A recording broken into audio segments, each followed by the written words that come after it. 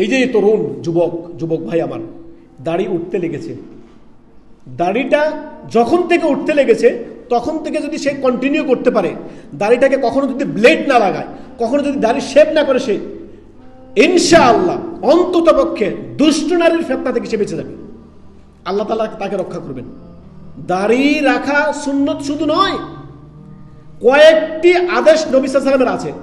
তিনি নিজে নবী সাল্লাল্লাহু আলাইহি ওয়াসাল্লাম দাড়ি রেখেছেন, দাড়ি রাখতে বলেছেন, ইহুদিদের বিরুদ্ধাচরণ করতে বলেছেন।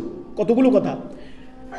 সহিহ আল বুখারী মুসলিমের হাদিস, বুখারীতে হাদিসটি, সহিহ বুখারী মুসলিম হাদিস হচ্ছে ইবনে ওমর রাদিয়াল্লাহু তাআলা আনহু থেকে বর্ণিত। তিনি বলেন, নবী সাল্লাল্লাহু আলাইহি সাল্লাম আমাদেরকে দাড়ি রাখতে বলেছেন, খালিফুল মুশরিকিন, মুশরিকদের বিরুদ্ধাচরণ করতে বলেছেন, মুশরিকদের বিরুদ্ধাচরণ করতে বলেছেন।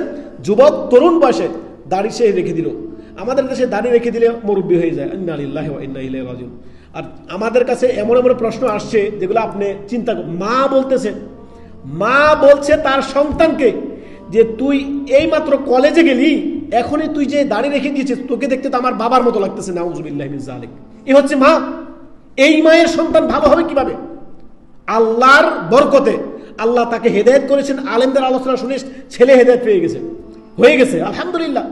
মা বলতেছে ছেলের দিন পালনে বাধা বাবা মা। আল্লাহু আকবার।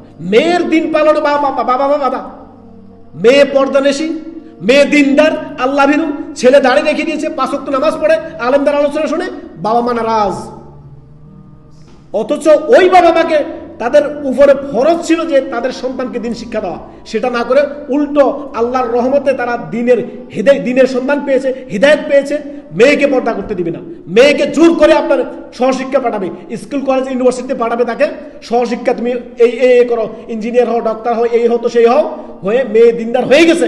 দিনদার মেয়েকে জোর করবে, চাকরি করতে হবে তোমাকে, ইনকাম করে খাওয়াতে হবে তোমাকে। আল্লাহু আকবার। আল্লাহ হেফাজত করে আমাদের ওই সকল ভাই বোনদেরকে যারা দিন পেয়েছেন, তাদের সমস্ত বালা মুসিবত মানুষের অনিষ্ট থেকে আল্লাহ তাআলা হেফাজত করুন। ওই সমস্ত জালেম বাবা মাকে আল্লাহ হেদায়েত দান করুন। কিভাবে মা বলতে পারে তোকে দেখতে আমার বাবার মতো লাগে? কিভাবে বলতে পারে একজন মা? ইন্না লিল্লাহি ওয়া ইন্না ইলাইহি রাজিউন।